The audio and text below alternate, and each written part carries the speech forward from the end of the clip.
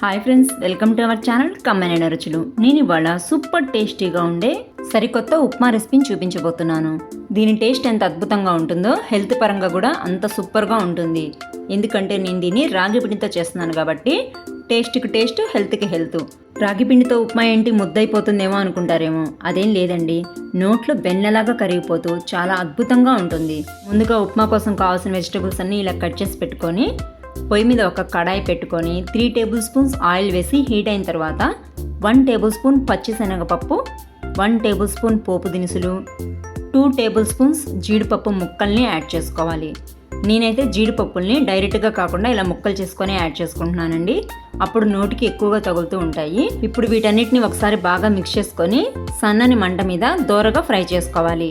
ఇవి కాస్త ఫ్రై అయిన తర్వాత ఒక రెమ్మ కరివేపాకును కూడా యాడ్ చేసుకొని దాంతోపాటు సన్నగా కట్ చేసి పెట్టుకున్న 5 పచ్చిమిర్చిని కూడా యాడ్ చేసుకోవాలి.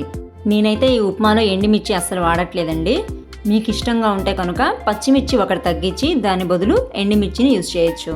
ఈ పచ్చిమిర్చి కరివేపాకు కాస్త ఫ్రై అయిన తర్వాత మనం ముందుగా కట్ చేసి పెట్టుకున్న క్యారెట్, ఉల్లి, టమోటా ముక్కల్ని కూడా యాడ్ చేసుకొని సన్నని మంట మీద మధ్య మధ్యలో కలుపుకుంటూ ముక్కలన్నీ మెత్తబడే వరకు ఫ్రై చేసుకోవాలి. ఈ సమ్మర్లో చాలామంది పొద్దున్నే రాగి అంబలి తాగడం, సద్దన్నం తినడం లాంటివి చేస్తూ ఉంటారు కదా.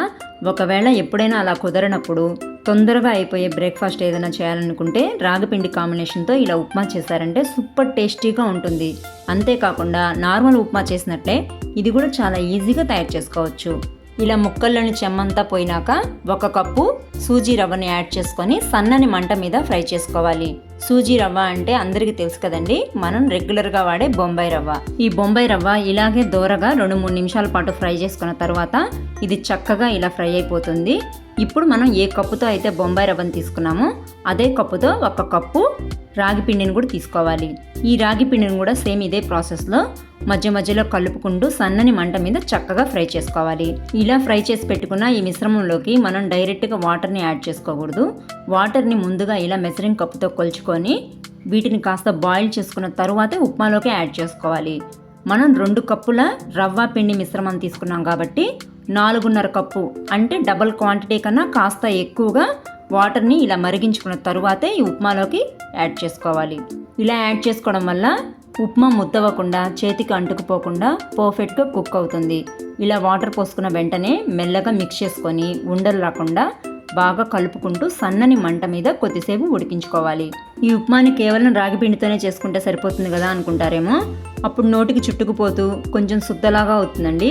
కాబట్టి ఇట్లా బొంబాయి రవ్వ కాంబినేషన్తో కానీ బియ్యపు రవ్వ కాంబినేషన్తో కానీ తీసుకుంటే నోటికి అంటుకోకుండా వెన్నలాగా కరిగిపోతూ సూపర్ టేస్టీగా వస్తుంది.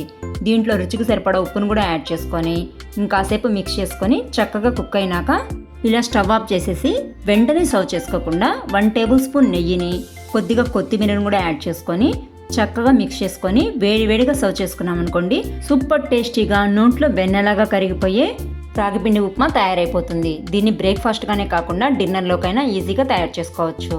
మా వీడియో నచ్చితే లైక్ చేయండి, షేర్ చేయండి. ఇలాంటి మరిన్ని రెసిపీస్ కోసం ఛానల్ని సబ్స్క్రైబ్ చేసుకోండి. మీరు చేసే ప్రతి లైక్ మాకు ఎంతో ఎనర్జీని ఇస్తుంది. Thanks for watching.